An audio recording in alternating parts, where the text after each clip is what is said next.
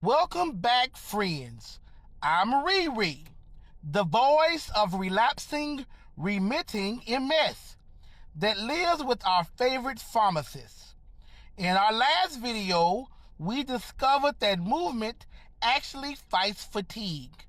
I know, I was skeptical too, but now we're taking things to the next level. Today we're exploring something called the neuroprotective zone. It's like finding the perfect temperature for your shower, but for exercise. Too hot or too cold, and it's miserable. But just right, magic happens. Your brain actually starts repairing itself. Trust me, you don't want to miss this one, especially if you've been exercising too hard or barely moving at all. Let's find your sweet spot together. Finding your personal neuroprotective zone starts with a simple calculation. 220 minus your age gives you your estimated maximum heart rate. Your target zone is 60 to 70% of that number. Don't worry, I'll show you how to calculate it. For example, if you're 40 years old, your maximum heart rate is approximately 180 beats per minute, making your neuroprotective zone between 108 to 126 beats per minute. But there's a complication. Certain MS medications, particularly beta blockers and some heart medications, can affect your heart rate response. For those of you that are on these medications or in a class of drugs called beta blockers, calcium channel blockers for high blood pressure, some asthma medications like albuterol, medications for weight loss like phentermine, or ADHD medication like Adderall and Ritalin, and many other medications that can affect your heart rate, this will affect if and when you can safely reach or surpass your fat-burning heart rate zone. I beg you to please talk to your doctor or pharmacist before you start this or any exercise regimen. Therefore, for those on these medications, we need to use a different approach, the talk test. The talk test is beautifully simple. In your neuroprotective zone, you should be able to speak in full sentences, but not comfortably sing a song. If you can't speak more than a few words without gasping, you're working too hard.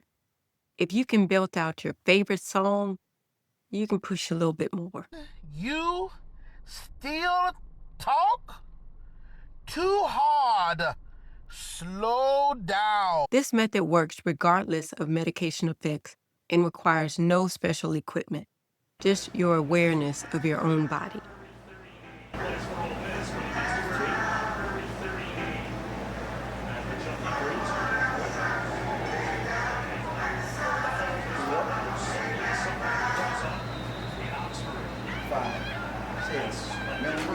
When you maintain exercise in your neuroprotective zone for 6 weeks, there's an enhanced brain volume in areas previously showing atrophy. The research supports this. A 2020 study showed that moderate intensity exercise performed consistently for 12 weeks led to measurable improvements in brain volume and cognitive function in MS patients.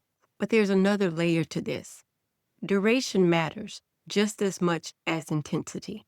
I discovered that exercising in my sweet spot for too long, beyond 40 minutes at the beginning, would still trigger symptom flares like spasticity, despite staying in the correct intensity range. We found the right intensity, but we stayed too long. Therefore, I developed what I call the 30-10 protocol. 30 minutes maximum in your neuroprotective zone, followed by at least 10 hours of recovery before the next session. This protocol optimizes the neurological benefits while minimizing the risk of symptom provocation. It's based on research showing that BDNF production peaks at around 30 minutes of moderate activity. The 10-hour recovery window allows your nervous system to fully integrate the benefits without overloading it. This doesn't mean complete inactivity during recovery. Gentle movement like stretching or walking is quite beneficial. It just means avoid another training session in your neuroprotective zone during that window. Here's a tip. When I first started working out after my MS diagnosis, I would trick myself. I would find movies that I had always wanted to watch, but I didn't have time to watch. I would break them up in 30-minute sessions every day. This way, I could have a timed workout in my neuroprotective zone, create cliffhangers to encourage me to work out the next day, and catch up on missed entertainment.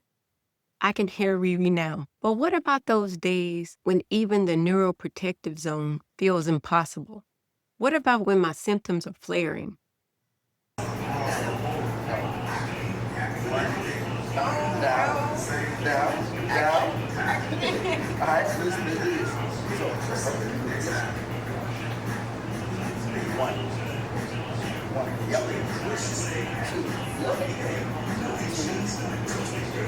This is where the concept of exercise relativity comes in. Your neuroprotective zone is relative to your capacity on any given day.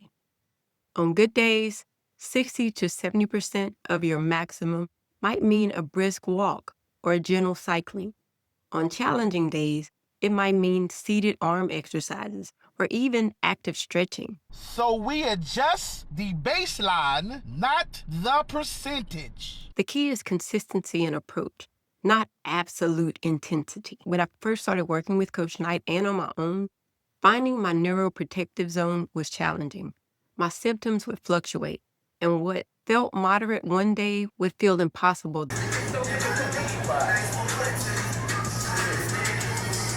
We developed a system of check-ins to adjust the day's workout appropriately. Consistency. When I was first diagnosed, it took me a few workouts to develop consistency because I was trying to establish my new normal. It came pretty quickly because my why was intact. I am a practicing pharmacist. I needed and still need to be mentally and physically as strong as I could be for as long as I could be.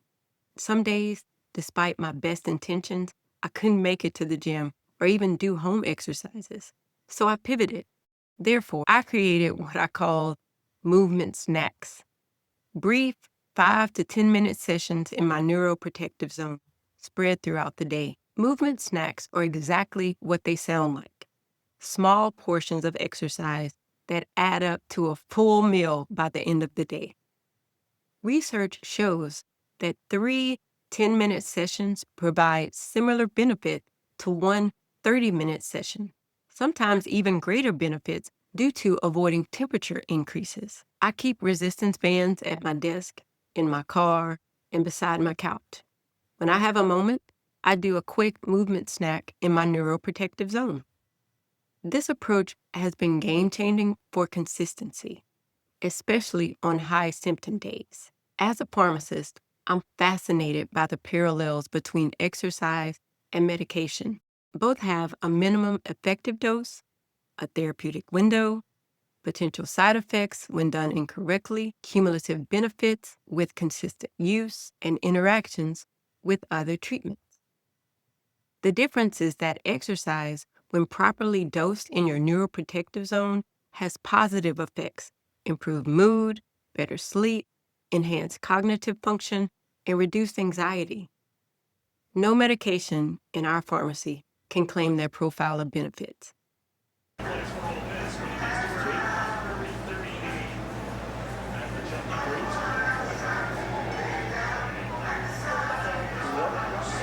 So how do you find and maintain your own neuroprotective zone? Here's your 4-step action plan.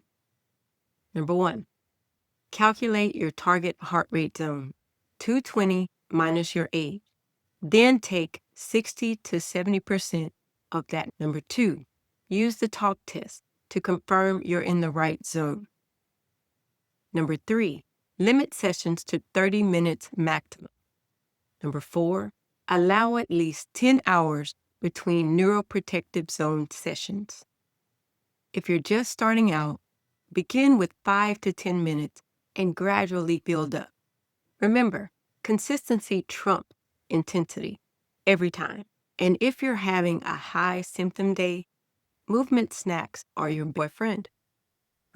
Even 5 minutes in your neuroprotective zone can trigger those beneficial neurological processes. I exercised a lot before I was diagnosed with MS. But after I was diagnosed, full transparency, it's hard. Not only did my body change, my mindset had to change. I found that viewing exercise as an act of stewardship rather than punishment has transformed my relationship with movement with MS. Our bodies are incredible gifts, even with MS. There's wisdom in Scripture that says, "For God has not given us a spirit of fear, but of power and of love and a sound mind." Finding your neuroprotective zone is about embracing that power, working with your body, not against it. The concept of the neuroprotective zone has transformed not just my approach to exercise, but my entire relationship with MS.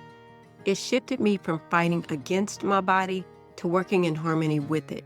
When we approach exercise with the same precision we apply to medication, we unlock its full potential as a treatment, not just as a wellness activity. The most powerful MS medication isn't found only in a bottle. It's found in movement precisely calibrated to your unique neurological needs. Your neuroprotective zone isn't just where exercise feels manageable, it's where healing happens. So in our next video, I'll show you how I transformed my medication effectiveness by 43% using a precise exercise timing protocol that synchronizes with the drug metabolism, something I discovered accidentally when my pharmacy and patient worlds collided. Don't miss it. It could change everything about how your medications work. If you found your own neuroprotective zone or have questions about finding yours, leave a comment below. And if you know someone with MS who's struggling with exercise, share this video. It might be exactly what they need to hear.